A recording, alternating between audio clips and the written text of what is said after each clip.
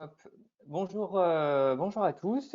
Alors, bon, je suis pas le chef de service de l'unité d'hygiène du groupement hospitalier Nord, hein. Je suis juste maître de conférence des universités, praticien hygiéniste, donc au groupement hospitalier Nord des Hospices civils de Lyon et puis enseignant en santé publique à la faculté de médecine de Lyon Sud.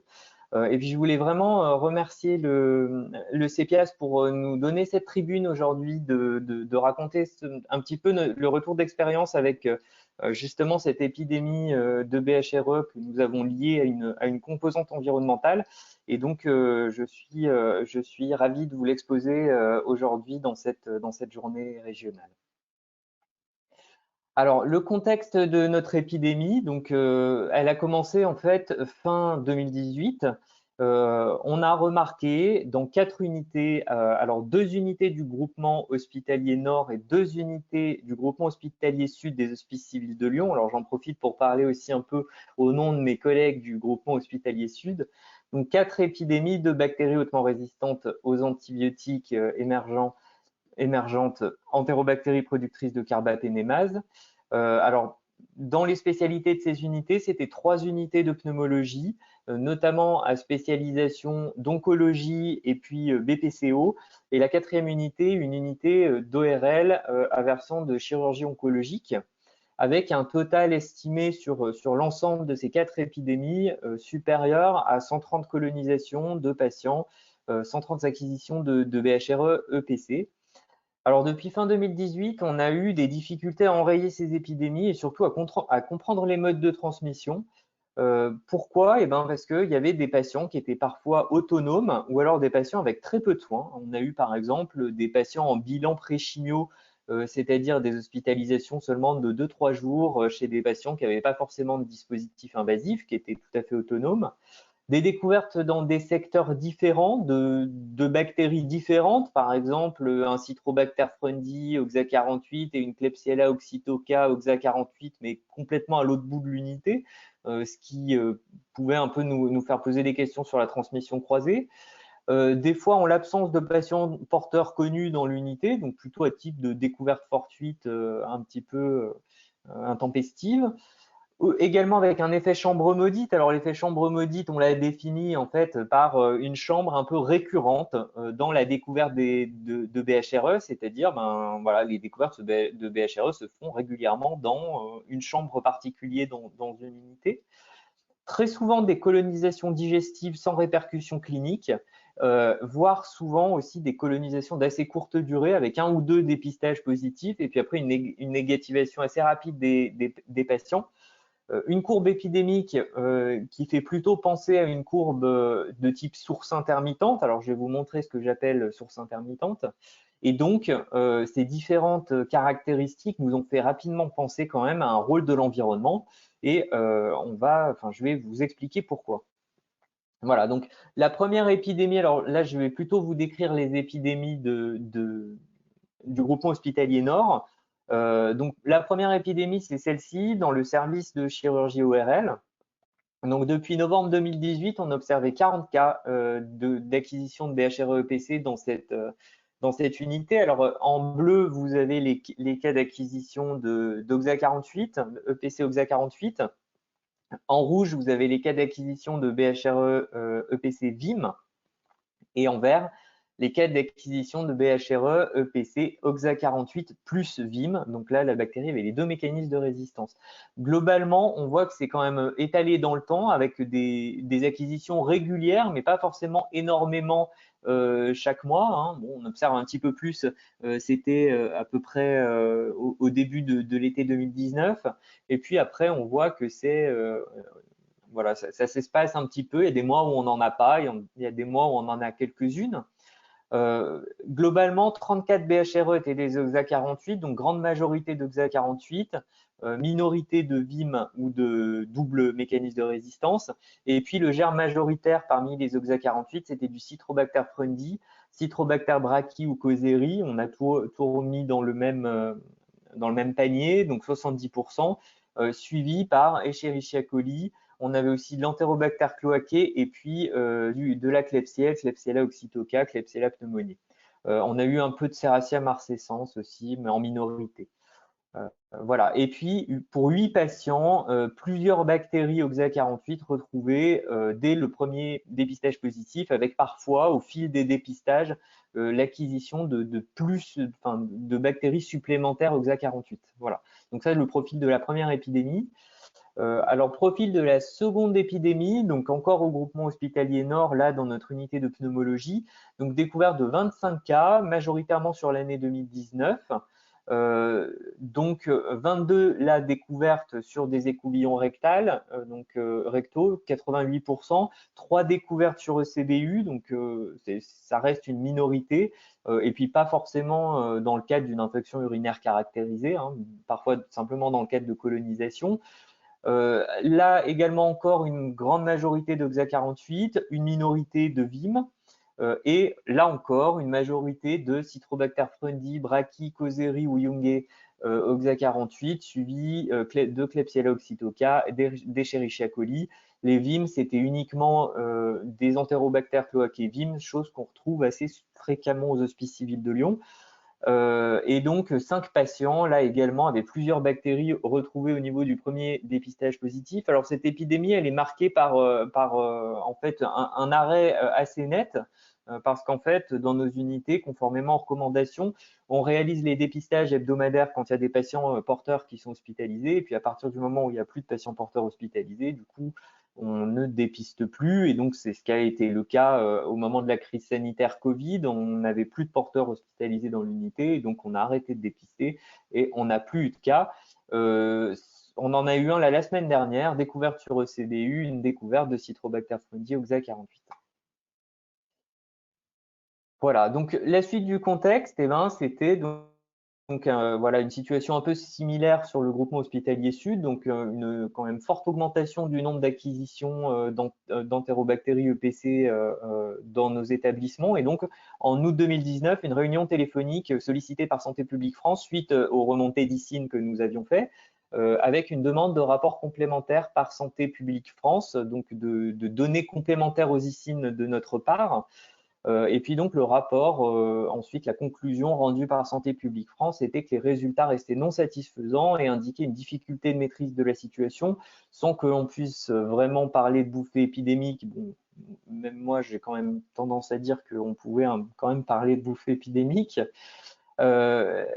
Mais, et ça nous a un petit peu déçu, une absence d'une réelle prise en compte de l'hypothèse environnementale par Santé publique France, qui nous ont plutôt recommandé de nous focaliser sur la transmission croisée entre soignants et patients, avec le cohorting, avec l'augmentation des professionnels, mais rien sur l'hypothèse environnementale.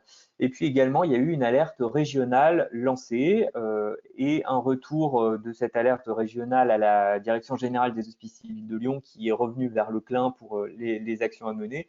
Et je vous ai donc mis une copie du mail que toute la région avait reçu par rapport à notre alerte. C'était le 14 août 2019 précisément, où vous aviez reçu que ces unités des Hospices civils de Lyon étaient en épidémie. Alors, où on en est, qu'est-ce qu'on a fait au niveau des Hospices civils de Lyon? Eh ben, on a évalué, notre but était d'évaluer le rôle de la composante environnementale lors de ces larges épidémies à BHRE-EPC et l'efficacité de mesures correctives. Donc, nos méthodes, ça a été de réaliser des observations visuelles, des prélèvements d'environnement des salles de bain, incluant les WC, entre mai 2019 et janvier 2020, donc juste avant la crise, dans les chambres des 4 unités. Dans l'unité d'ORL, on a eu un typage des souches cliniques et environnementales par le CNR de la résistance aux antibiotiques du Kremlin-Bicêtre et séquençage au débit. Et puis, on a fait aussi des essais de bionettoyage renforcé des WC par vapeur et par acide chlorhydrique.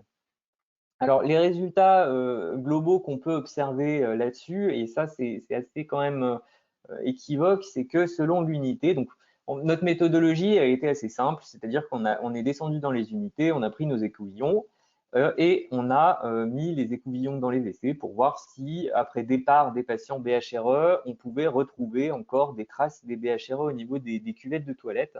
Bon, le résultat, il est sans équivoque. Selon les unités, entre la moitié et 2/3 des WC des chambres présentent encore des BHRE au niveau des WC. Et puis 3 à 29% de l'environnement proche. Alors l'environnement proche, ça pouvait être les barres de relèvement WC, ça pouvait être la cuvette, on va dire les céramiques extérieures, ça pouvait être le mur juste à côté, ça pouvait être la brosse, etc. Donc on a réalisé un total de 230 prélèvements et donc ces résultats qui retrouvaient quand même une présence importante des BHRE, EPC au niveau vraiment de l'eau des toilettes, de l'arrivée d'eau et puis de l'environnement très proche des WC. Et puis alors les résultats du typage, et ben pour notre épidémie d'ORL, on a donc envoyé ces résultats au CNR avec l'appui de notre labo de microbio et puis avec l'appui du CEPIAS pour vérifier ce qu'on avait identifié comme des transmissions croisées étaient bien des transmissions croisées. Alors le retour du CNR, là encore, il a été assez étonnant parce que la première ligne de leur rapport, c'était qu'ils nous ont dit que, alors d'ailleurs le praticien m'avait parlé, votre épidémie entre guillemets, ils nous ont dit que les isolats étaient différents et révélaient des souches assez polyclonales, c'est-à-dire que ce qu'on avait identifié par transmission croisée, finalement, ce n'était pas des clones uniques de bactéries, et ça c'est un point important. Donc une épidémie finalement qu'en était peut-être pas vraiment une avec des souches polyclonales. La deuxième chose qui est très importante, c'est ça, parce qu'on a quand même réussi à regarder une temporalité dans les acquisitions. Et donc, on a retrouvé donc, là que cette souche de Citrobacter frundi OXA48 ST8, il y a 3 souches qui sont très proches. Alors, d'où proviennent ces souches? Voilà, la première souche, la 240 I2, c'est ce que vous voyez à gauche. C'est une souche qui a été retrouvée au niveau des toilettes le 1er juillet 2019 lors d'un écouvillonnage de toilettes. Ensuite, donc dans une chambre qu'on va appeler la chambre Z. Ensuite, le 1er octobre 2019, on a un patient qui est rentré dans cette chambre, qui avait un prélèvement BHRE, un prélèvement rectal BHRE négatif à l'admission.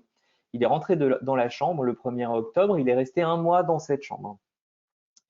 Ce patient, il a acquis, on a découvert une BHRE, un Citrobacter frundi, justement, chez ce patient. Donc, on a envoyé cette souche à typer. Et il se trouve que la souche était clonale avec la souche retrouvée dans les WC de la chambre le 1er juillet 2019. Voilà. Et ensuite, le patient est sorti de la chambre. Le WC a été nettoyé par notre prestataire selon la procédure habituelle.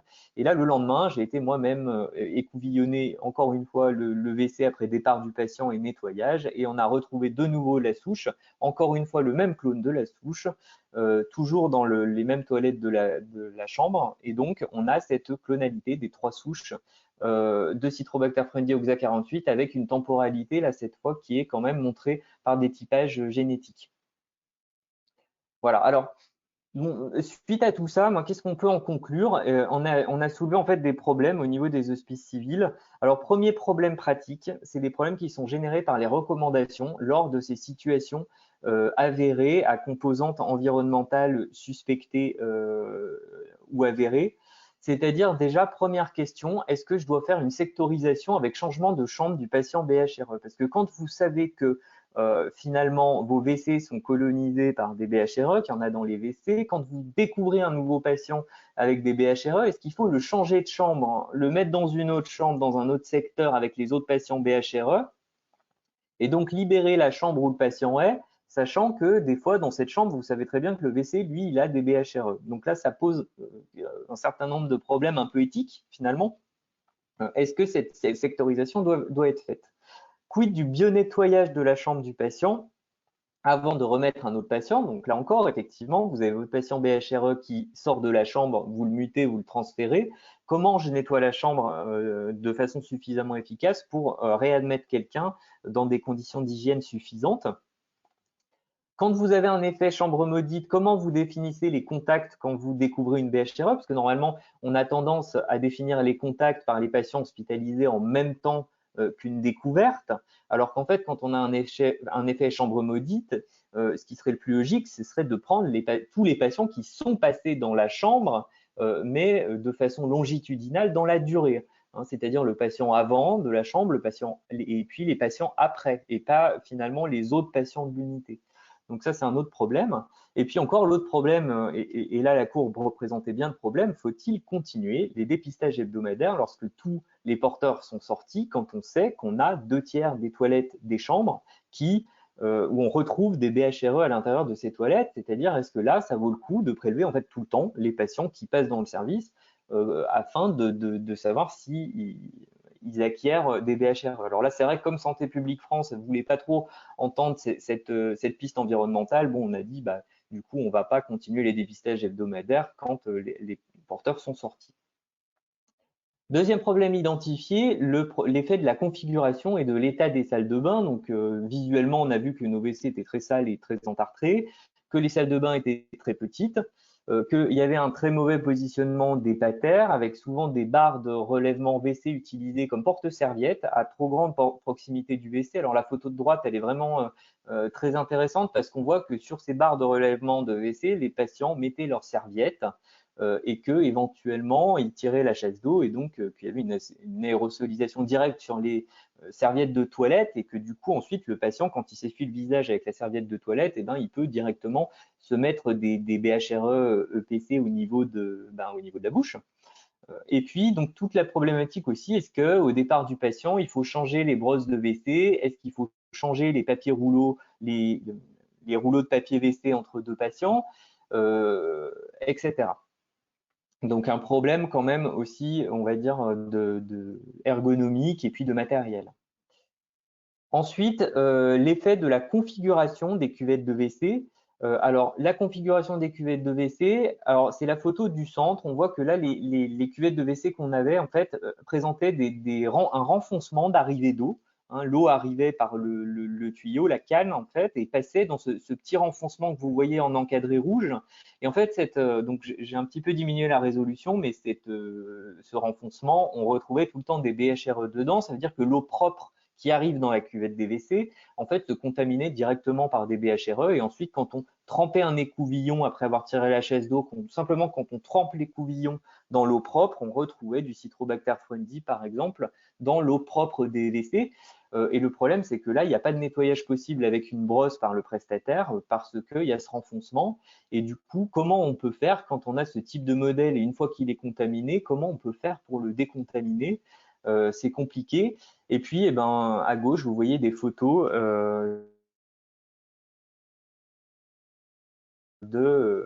voilà, de projection, d'aérosolisation lors des chasses d'eau. Alors la photo du haut, c'est pas moi qui l'ai pris, hein, c'est une société. Moi, j'ai pris la photo du bas avec voilà, où on avait mis de la fluorescéine et on voyait qu'il y avait des projections assez facilement dans l'environnement. Donc, on peut se dire que les BHRE sont projetés dans l'environnement proche des WC. Voilà. Alors, l'effet de l'externalisation du bionettoyage, bon, on sait que le protocole, on a re-regardé le protocole de notre prestataire, donc bionettoyage avec un DDD, détergent, désinfectant, détartrant, donc un seul produit qui fait tout, un délai d'action du produit non respecté. Pourquoi? Parce que quand on regardait leur protocole, donc ils faisaient l'abattant, le rebord de la cuvette, ils brossaient avec le produit et la brosse l'intérieur de la cuvette et ensuite ils tiraient la chaise d'eau. Donc en fait, délai d'action très très court. Moins de 5 minutes, donc on peut vraiment se poser la question de l'efficacité de mettre un produit et de tirer la chaise d'eau directement derrière. Et donc, on sait très bien qu'avec les contrats signés avec les prestataires, les temps pour les bionettoyages des chambres sont très réduits et sont de maximum peut-être 3 à 5 minutes, quelque chose comme ça, et que de toute façon, ça ne permet pas d'avoir une action suffisamment efficace au niveau manuel et puis au niveau de temps d'action des produits. Cinquième problème identifié, l'effet des comportements des patients. Donc là, c'était des secteurs d'oncologie, ORL et pneumologie. Donc profil type des patients, c'était quand même des patients avec des cancers ORL et pneumologie. Alors bon, peut-être que je suis un petit peu stéréotypique là-dessus, des patients hommes de la tranche d'âge 50-70 ans, seuls en état d'incurie et alcoolotabagique. Et puis les équipes des unités nous disent bien que au niveau de l'hygiène de base, c'était absolument pas maîtrisé. Donc c'était des gens qui pouvaient très bien, à mon sens, aller aux toilettes et puis ne pas se laver les mains après être allé aux toilettes et puis bien sûr se contaminer simplement en portant la main à la bouche ou au moment d'aller fumer, ils pouvaient effectivement toucher la bouche et se contaminer de cette façon. Alors, les actions qu'on a mises en œuvre, première action, c'est on a essayé de décontaminer, de faire un décontamination choc de nos WC en utilisant de la vapeur. Alors, la vapeur, donc vapeur à 90 degrés avec un pistolet au niveau de la bride et au niveau du renfoncement. Donc, ça faisait tomber, vous voyez sur la photo, des grosses plaques de tartre. Au bout d'une fois, on retrouvait encore des BHRE au niveau de la cuvette des WC. On a regardé qu'il fallait à peu près passer 4 ou 5 fois 10 minutes pour arriver à négativer, à ne plus retrouver de BHRE sur les prélèvements de l'eau. Donc, bon, c'est chronophage. Le maniement de ce matériel nécessite une formation et puis on a quand même eu un peu peur aussi que ça aérosolise des BHRE par remise en suspension des zones vraiment très encrassées. Donc, on n'a pas trouvé que c'était très pratique comme solution. Et puis donc au groupement hospitalier sud, ils ont essayé d'utiliser de l'acide chlorhydrique pour vraiment, pareil, faire une désinfection choc. Ils ont réussi à négativer un WC sur 11 après 2 passages d'acide chlorhydrique. Donc globalement, on n'a pas vraiment réussi à récupérer, on va dire, le WC une fois qu'il était fichu. Et ben, ça a été très compliqué de mettre en œuvre des actions correctives de ce point de vue. Alors, il y a tout le problème de l'abattant WC. Alors, l'abattant WC, nous, au tout début, on s'était dit, c'est des zones qui sont difficilement nettoyables, les gens ne les utilisaient pas, on les avait enlevées dans certaines unités. Et puis finalement, on s'est rendu compte que ça n'a rien changé, voire même ça a empiré les choses. Donc, on a un petit peu tendance maintenant à les remettre en se disant que au moins, comme ça, les gens peuvent bien quand même, avec une petite formation peut-être, fermer l'abattant WC et donc éviter que les BHRE se dispersent dans l'environnement. Mais globalement, on était en discussion de changement radical des cuvettes de WC avec le choix d'un matériel qui a le moins de zones non nettoyables possibles. Donc des cuvettes dites sans bride, rim-free. Donc on a différents modèles qu'on a trouvés, comme vous pouvez voir sur les photos. Donc ça, c'est une méthode un peu plus radicale de traiter le problème. C'est plus onéreux et ça n'enlève pas non plus la problématique des projections lors des chasses d'eau. On ne sait pas en combien de temps aussi ces modèles peuvent se recontaminer, mais normalement, il y a quand même moins de zones qui sont inaccessibles avec la brosse lors du nettoyage. Alors, bon, une des choses importantes, c'est que dans l'unité d'ORL, on a réussi à les faire changer la semaine dernière. Toutes les cuvettes ont été changées.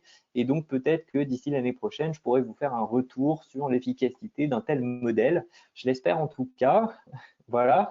Après, au niveau de l'amélioration du bio-nettoyage, eh bien, on a travaillé avec notre prestataire pour revoir l'ordre. D'abord, nettoyer, tirer la chasse, ensuite appliquer le DDD et puis attendre un délai d'action pour voilà, frotter, attendre un délai d'action pour avoir un temps d'action du produit, améliorer la formation. On a obtenu l'accord pour des audits par l'unité d'hygiène, ce qu'on n'avait pas jusque-là. Et puis, on se posait la question éventuellement d'abattants clipsables qui pourraient peut-être passer en lave-bassin entre deux patients, plus facilement nettoyables. Donc ça, c'est une piste qu'on a également envisagée. Ensuite, eh ben, pour travailler aussi sur l'hygiène des mains du patient, sensibilisation des patients sur l'hygiène de base. Bon, alors ça, c'est compliqué de travailler là-dessus, mais on a créé une petite affiche qu'on a mise sur les portes des chambres, les portes des salles de bain, et puis on a essayé de travailler avec l'unité pour qu'une information soit faite tout le temps sur l'utilisation des abattants de WC et puis le lavage de mains dans la population là dans lequel l'épidémie s'est produite, mais ça, c'est quelque chose qui est à poursuivre. Et donc, en conclusion, eh ben, on se rend compte que là, on a eu une épidémie à composante environnementale qui est confirmée par typage. Donc ça, c'est quelque chose qui est important et qui n'a pas été beaucoup décrit dans la littérature, notamment par rapport au WC. Donc là, le mécanisme qui est évoqué, c'est que l'augmentation du réservoir environnemental au niveau du WC, ça augmente finalement la contamination de l'environnement de la salle de bain lors des chasses d'eau. Et puis, une augmentation du risque de contamination du patient soit par lui-même, c'est-à-dire passage de la BHRE directement dans la bouche si absence de lavage des mains après être allé au WC. Donc là, on a une contamination directe via l'environnement, via le WC, ou éventuellement via un soignant qui se contaminerait les mains par l'environnement et qui ensuite ferait des soins aux patients. Voilà, donc ça, c'est le mécanisme qu'on a évoqué. Cette composante, elle est certainement sous-estimée dans les épidémies nosocomiales pour les BHRE-PC, notamment dans des épidémies de grande ampleur qu'on a du mal à traiter. Et ça, c'est des épidémies, bon, pour avoir un peu discuté avec des collègues de différents établissements qui ont également eu lieu. Je pense qu'on n'est pas les seuls à avoir eu ce type de problème. Et puis, la piste du WC a quand même finalement été évoquée dans la littérature internationale, notamment dans une lettre de Lancet Infectious Disease qui a été publiée en mai 2019. Je vous donnerai la référence. Alors, par contre, je veux vraiment quand même, en conclusion aussi de cette présentation, qu'il faut être très vigilant et de ne pas tout attribuer à l'environnement. Là, on est sur une situation quand même particulière, dans une configuration d'unité, avec un profil de patient particulier. Et donc, voilà, notre situation nous a montré que dans cette unité, on avait certainement une composante environnementale, mais c'est peut-être pas le cas partout. Et il ne faut pas tout faire porter sur le dos de l'environnement non plus. Voilà.